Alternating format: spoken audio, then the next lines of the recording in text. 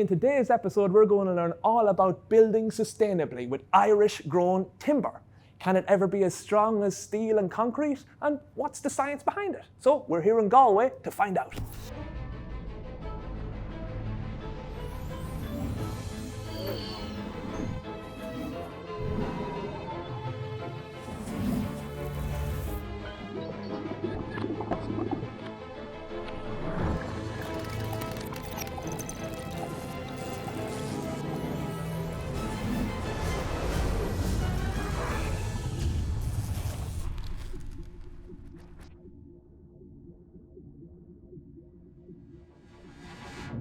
So I'm here in NUI Galway to visit the Timber Engineering Research Group, and one of their lovely researchers, Conan, is going to teach me all about building in timber. Thanks for having me down, Conan. It's great to have you here, Dan. Thank you for coming. No bother at all. So if I want to replace some big structure of steel and concrete and instead build a wooden one, do I just grab a few of these 4x2s and lash them together and hope for the best?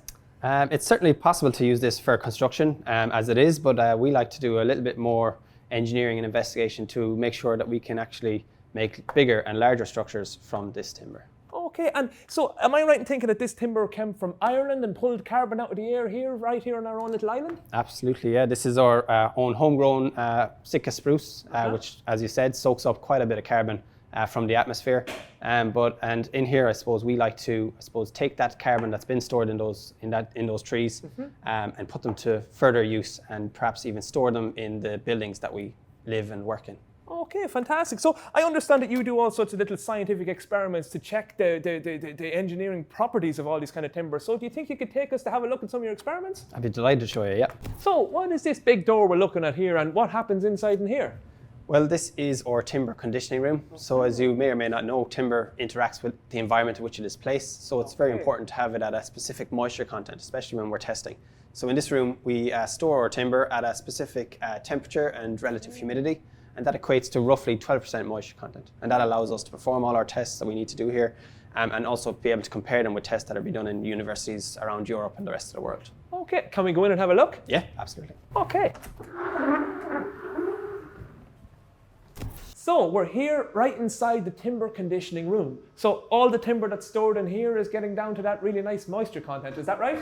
Yep, absolutely. So in this room, yeah, we have all the conditions just at the right level to get to the perfect moisture content that we're looking for so that we can perform our tests. Okay, and this mad looking contraption here that says do not touch, I assume this is some sort of a scientific experiment? Yes, so this is actually a very sensitive experiment that's been going on for almost 5 years now. It's where we're monitoring the deflection of these beams with time. Okay, so I mean, one of the benefits of having a room like this is that we know exactly the environment that this has been subject to over those 5 years.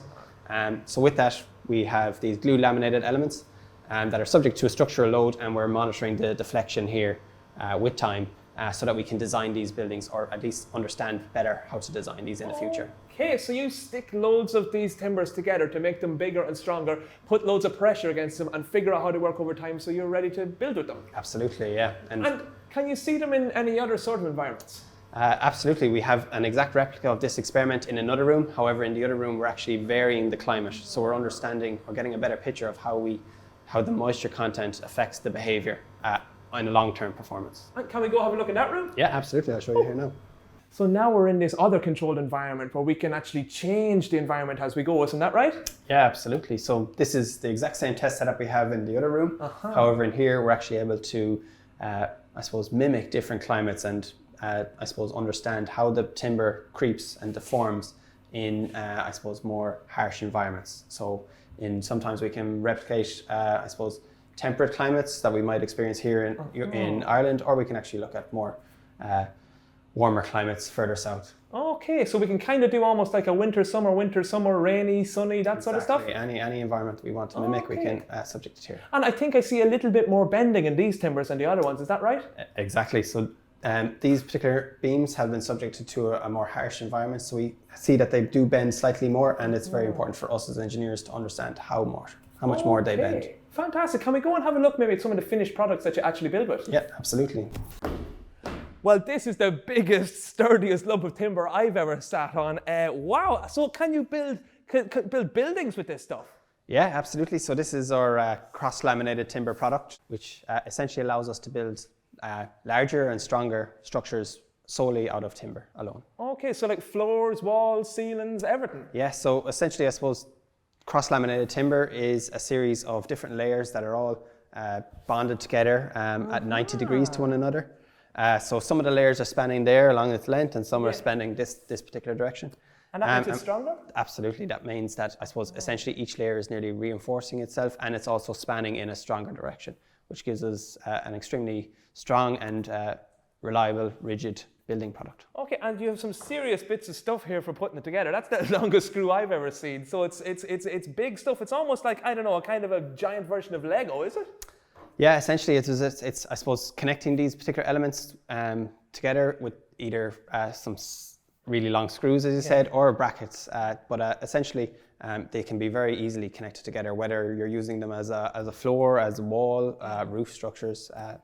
And connect them very, very simply. And would I get my handsaw and just start cutting it into shape here on the site, or what way does that work? No. So it would take quite a while to cut through that with a saw. But essentially, these are manufactured in a very big facility where they manufacture them probably about 16 meters long by 3 meters wide. Okay. And essentially, your entire building components are cut from that master panel.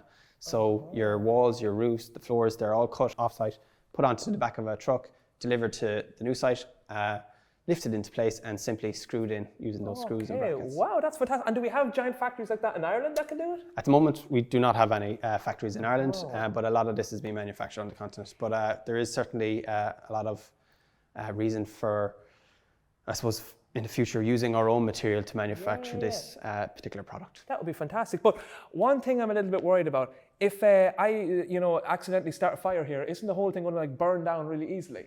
It's a very good question, and it's a fear that a lot of people have, but there have been extensive research and studies that have examined these types of products under fire, and they've shown that they do meet standards, codes, and are very much compliant in that regard.